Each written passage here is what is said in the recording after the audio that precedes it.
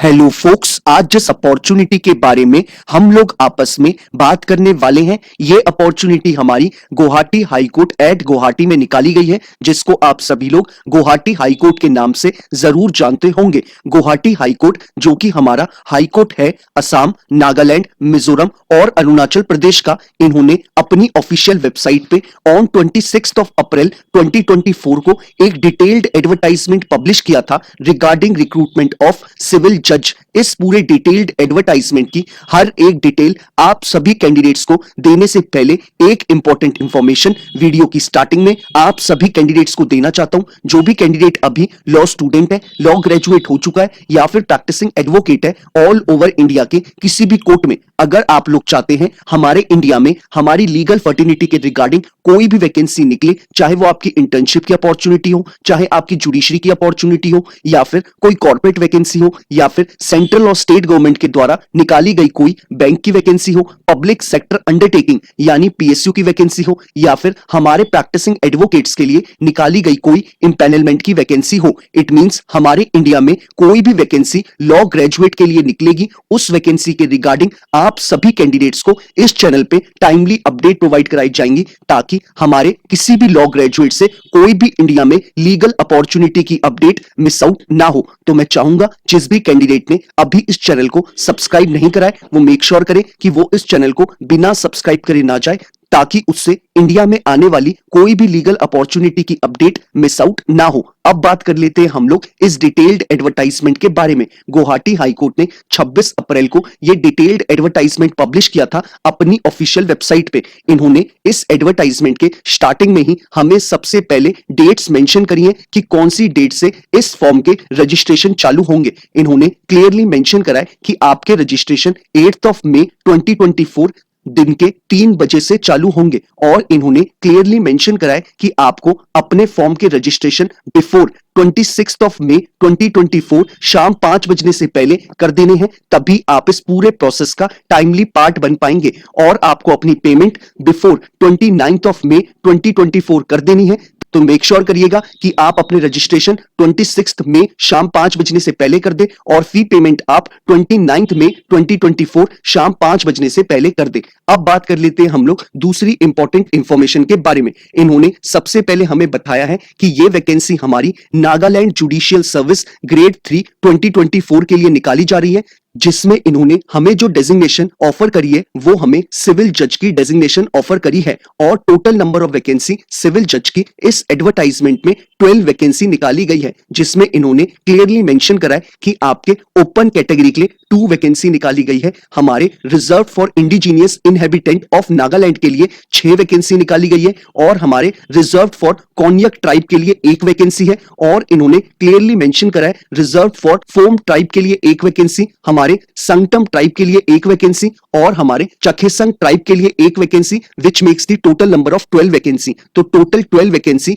हमारे Nagaland judicial service grade 3 2024 के लिए निकाली गई है। अब बात कर लेते हैं हम लोग रेम्युनरेशन यानी सैलरी के रिगार्डिंग। इन्होंने क्लियरली मेंशन करा है कि एज अ सिविल जज आपका जो पे स्केल होने वाला है वो आपका 77,840 रुपीज से लेके 1,36,520 रुपीज के इन बिटवीन होगा। अब बात कर लेते हैं हम लोग एलिजिबिलिटी क्राइटेरिया के रिगार्डिंग। एलिजिबिलिटी क्राइटेरिया में सबसे पहले हम लोग एजुकेशनल क्वालिफिकेशन के रिगार्डिंग बात कर लेते हैं। इन्होंने क्लियरली मेंशन करा है कि अगर आप एक एलएलबी ग्रेजुएट है from a recognized university, irrespective आपने 3 ईयर का एलएलबी कोर्स करा है या फिर 5 ईयर का बीए एलएलबी का इंटीग्रेटेड कोर्स, अगर आप एक एलएलबी ग्रेजुएट है फ्रॉम अ रिकॉग्नाइज्ड यूनिवर्सिटी तो आप इनके एजुकेशनल क्वालिफिकेशन के क्राइटेरिया को फुलफिल करते हैं, यानी कि हमारे फ्रेश लॉ ग्रेजुएट इस फॉर्म को फिलअप कर सकते हैं। अब बात कर लेते हैं हम लोग दूसरी इंपॉर्टेंट इंफॉर्मेशन के बारे में। अब बात कर लेते हैं हम लोग एज क्राइटेरिया के ऊपर। इन्होंने क्लियरली मेंशन करा है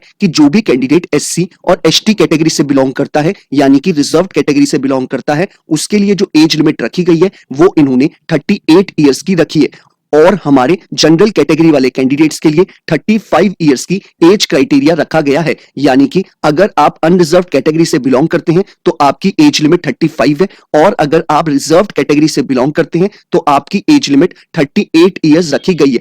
साथ ही साथ इन्होंने एक इंपॉर्टेंट चीज और मेंशन करी है अपने एलिजिबिलिटी क्राइटेरिया में। इन्होंने क्लियरली मेंशन करा है कि कैंडिडेट के पास नॉलेज होनी चाहिए और उसे लिखनी और बोलनी आनी चाहिए कोई भी एक नागा ट्राइब डायलेक्ट, और वो जो नागा ट्राइब डायलेक्ट होगी वो रिकॉग्नाइज्ड होनी चाहिए नागा ट्राइब्स ऑफ नागालैंड के थ्रू। साथ ही साथ इन्होंने बोला है कि कैंडिडेट के पास प्रैक्टिकल नॉलेज भी होनी चाहिए नागा ट्राइबल कस्टमरी प्रैक्टिसेस की।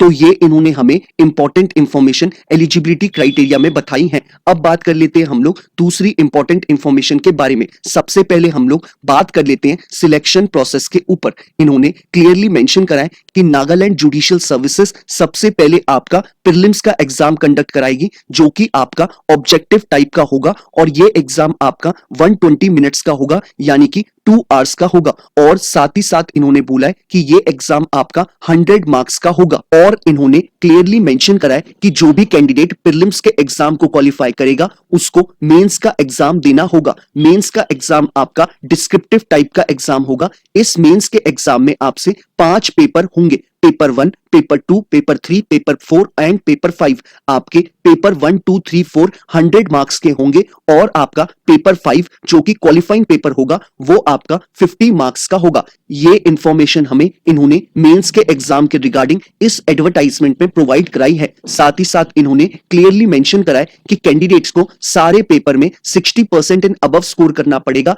तभी उसको इंटरव्यू के लिए बुलाया जाएगा। और उसको पेपर 5 में 35% एंड अबव स्कोर करना पड़ेगा, तभी वो एलिजिबल होगा इंटरव्यू के लिए। जो भी कैंडिडेट हमारा मेंस के एग्जाम को भी क्वालिफाई कर देगा उसको इंटरव्यू के लिए Nagaland judicial services call letter भेजेगी, और आपका ये इंटरव्यू 70 मार्क्स का होगा। इन्होंने क्लियरली मेंशन करा है कि शेड्यूल कास्ट और शेड्यूल ट्राइब के कैंडिडेट्स को मिनिमम 50% मार्क्स स्कोर करने होंगे अपने मेंस के फर्स्ट, सेकंड, थर्ड, फोर्थ के पेपर में, और उसको पेपर 5 में 35% एंड अबव स्कोर करने होंगे। अगर वो ये एग्जाम में स्कोर करता है तो वो कैंडिडेट इंटरव्यू के लिए एलिजिबल कैंडिडेट होगा। तो ये इन्होंने हमें सारी इंपॉर्टेंट इंफॉर्मेशन सिलेक्शन प्रोसेस के रिगार्डिंग बताई है, यानी कि आपका प्रीलिम्स, फिर मेंस, उसके बाद आपका इंटरव्यू होगा। अब बात कर लेते हैं हम लोग कि हमें इस पूरे रिक्रूटमेंट प्रोसेस का कैसे पार्ट बनना है। वीडियो के नीचे आप डिस्क्रिप्शन बॉक्स में जाएंगे, आपको जो पहला लिंक अवेलेबल है आप उस पर क्लिक करेंगे। क्लिक करते ही आपके स्क्रीन पे ये पूरा एडवर्टाइजमेंट खुल के आ जाएगा।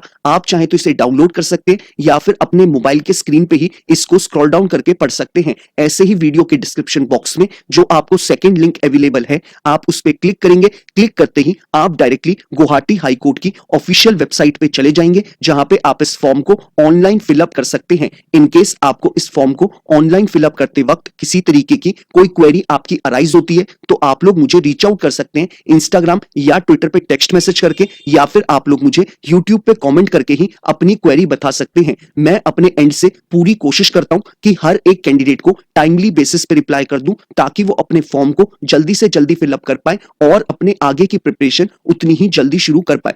अब बात कर लेते हैं हम लोग एप्लीकेशन फी के रिगार्डिंग। इन्होंने क्लियरली मेंशन करा है कि हमारे जो कैंडिडेट एससी और एसटी कैटेगरी से बिलोंग करते हैं उनके लिए एप्लीकेशन फी 250 रुपीज रखी गई है, और हमारे जो अनरिजर्व कैटेगरी वाले कैंडिडेट्स हैं उनके लिए फीस 500 रुपीज रखी गई है, और हमारे जो पीडब्ल्यूडी कैटेगरी वाले कैंडिडेट्स हैं उनके लिए यह फॉर्म फ्री ऑफ कॉस्ट रखा गया है। एक बार फिर से बता दूं, रिजर्व कैटेगरी वालों को 250 रुपीज पे करने हैं, और हमारे यूआर कैटेगरी वालों को 500 रुपीज पे करने हैं, और पीडब्ल्यूडी वाले कैंडिडेट्स के लिए ये फॉर्म फ्री ऑफ कॉस्ट रखा गया है। तो ये इन्होंने हमें एप्लीकेशन फी के रिगार्डिंग इंफॉर्मेशन प्रोवाइड कराई है। अब बात कर लेते हैं हम लोग एग्जाम के सिलेबस के रिगार्डिंग। इन्होंने सिलेबस में क्लियरली मेंशन करा है कि आपके प्रीलिम्स के एग्जाम में क्वेश्चन आपके इंग्लिश के ऊपर आएंगे, जनरल नॉलेज के ऊपर आएंगे, एप्टीट्यूड से आपसे क्वेश्चन पूछे जाएंगे, कॉन्स्टिट्यूशन ऑफ इंडिया से क्वेश्चन पूछे जाएंगे, सीपीसी से आपसे क्वेश्चन पूछे जाएंगे, सीआरपीसी से आपसे क्वेश्चन पूछे जाएंगे, ट्रांसफर ऑफ प्रॉपर्टी एक्ट से आपसे क्वेश्चन पूछे जाएंगे, इंडियन कॉन्ट्रैक्ट एक्ट से आपसे क्वेश्चन पूछे जाएंगे,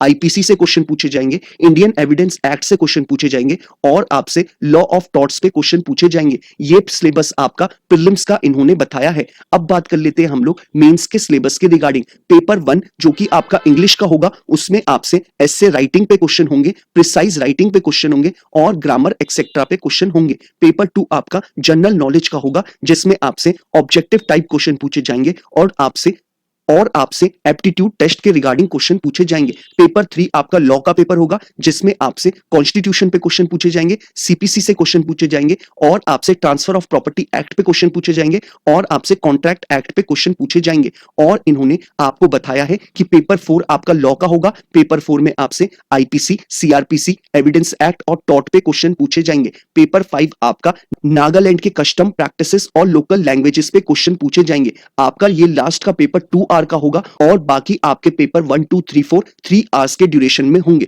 तो ये इन्होंने हमें सिलेबस के रिगार्डिंग इंफॉर्मेशन प्रोवाइड कराई है। बाकी अगर आपकी कोई क्वेरी है तो आप सभी कैंडिडेट्स को पता है कि आपको मुझे कैसे रीच आउट करना है। बाकी अगर आपको ये वीडियो पसंद आया हो तो आप लोग इसे लाइक शेयर जरूर करिएगा और अगर आप लोग चाहते हैं कि ऐसे ही हर एक दिन आपको एक लीगल अपॉर्चुनिटी की अपडेट मिलती रहे तो मेक श्योर करिएगा कि आप इस चैनल को बिना सब्सक्राइब करे ना जाए। Thank you so much.